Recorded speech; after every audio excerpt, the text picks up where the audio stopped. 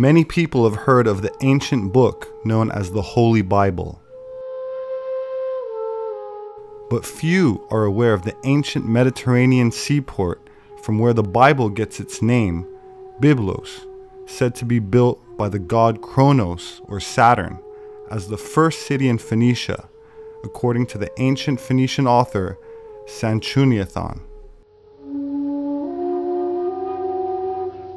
The Phoenician city of Byblos was important for the export of papyrus from Egypt to Greece. Byblos is one of the oldest continuously inhabited cities in the world, having first been occupied between 8,800 BC and 7,000 BC. The Phoenicians originally came from what is modern-day Lebanon. They were organized into city-states.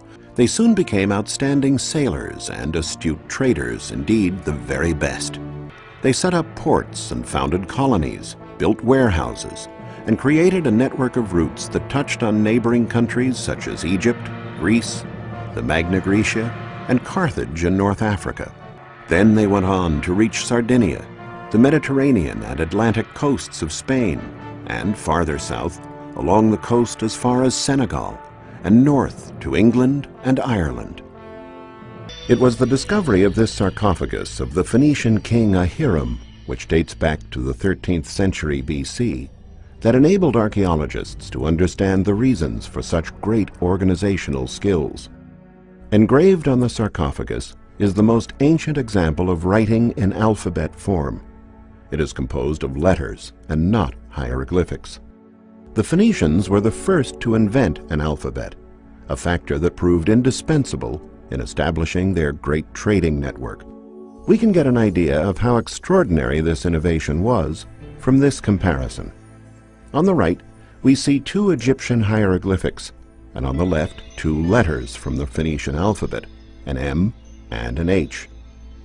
By assembling these letters, the reader now didn't have to interpret a concept represented by a hieroglyphic or picture.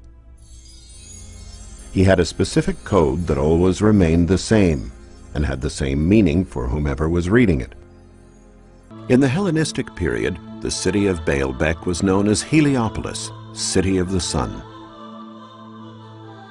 By studying the meaning of these swastikas and other evidence, such as the different colors of columns at this site, archaeologists discovered that the enormous temple that dominated the city was dedicated to the sun god, after which the city was named. In the Bible, Ezekiel mentions that the Phoenician city of Byblos, which also lies in Lebanon, was the biggest naval shipyard in ancient times. These precious bronze statues covered in gold leaf have a strange headdress. It is a libad, which is typical of the Phoenicians. The statues have been found in great quantities in Byblos. They were votive objects used to invoke the favor of the gods. They were found at one of the most important places of worship for the Phoenician religion, the Temple of the Obelisks.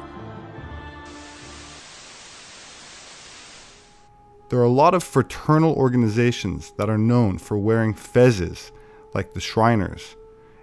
The fez, the national headdress of the Moors since remote antiquity, has been hailed as an object of respect and honor.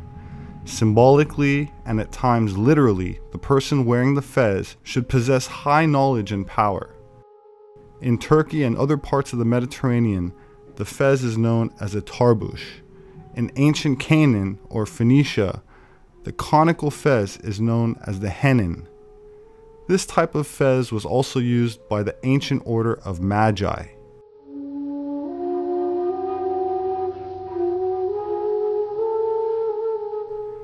In modern-day cinema, magicians and wizards are seen wearing the conical fez.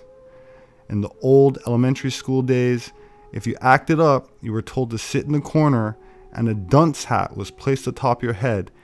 This dunce hat was the fez, and it was used to reform the child's mind and bring it back to knowledge, wisdom, and a certain maturity.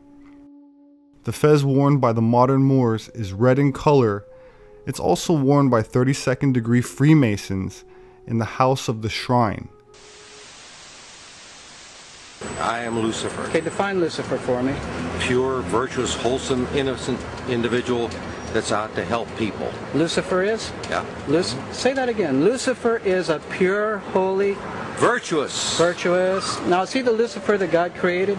That's the same one. Oh, man, this is great. I'm going to put this on the internet. Oh, Amen. God bless you, Amen. brother. Because that's exactly what the Shriners and Masons teach, is that Lucifer is light. See, this is what a Mason confesses, is that Lucifer is light. That said, the conical hat, the fez, represents royalty or high dignity in Mexico, as the Aztec knew it as the Capili. The Assyrian kings of Mesopotamia, as well as the Eastern island statues, are depicted with fezes adorned with an attachment in the middle. The Assyrian kings wore various forms of the fez, small, medium, and large in height, and all have an attachment in the middle with a tassel strapped attached to the bottom of the back of the fez. The modern day fez comes in many sizes also, and has an attachment at the center top where the tassel is connected. The same fez in the American pantheon simply becomes the graduation cap, geometrically speaking.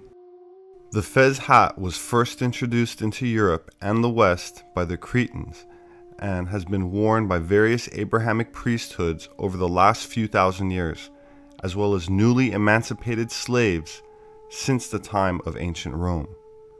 The island of Crete has been known by various names over the course of history, like Arcadia, Caftor, Candia, Minoa, Phoenicia, Phrygia, among others.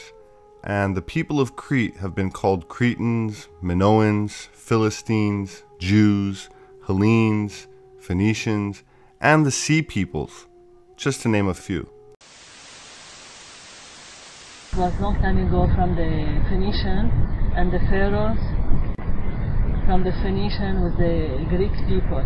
And you have more than 17 cultures, started from the Stone Age: Phoenician, Amorite, Hyksos, Assyrian, Babylonian, Persian, Greek, Roman, Byzantine, Arabs, Crusaders, Mameluke, English, Ottoman Empire.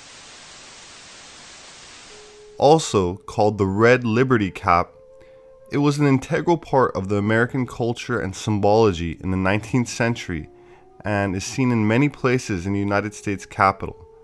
The red cap of liberty appears as headgear of the goddess Columbia, who in turn was visualized as a goddess-like female national personification of the United States and of liberty herself. The red liberty cap and its association with the President of the United States dates back to our first Freemasonic president, George Washington, who we can see immortalized in the U.S. Capitol building rotunda, seated with a sword next to Lady Liberty.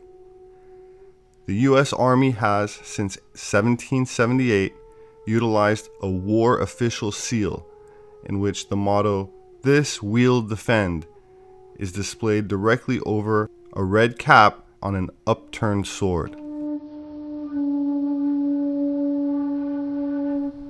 Thank you for watching this presentation. My name is Robert Sepehr. I'm an independent anthropologist. Please share this video if you learned something today. I rely on word of mouth and greatly appreciate the positive reviews, comments, and would like to remind you to subscribe to my channel to be notified of new video uploads. Thank you to those who have been supporting me through Atlantean Gardens, the nonprofit organization that disseminates my work. Please continue pursuing truth no matter where it leads, and I will see you next time.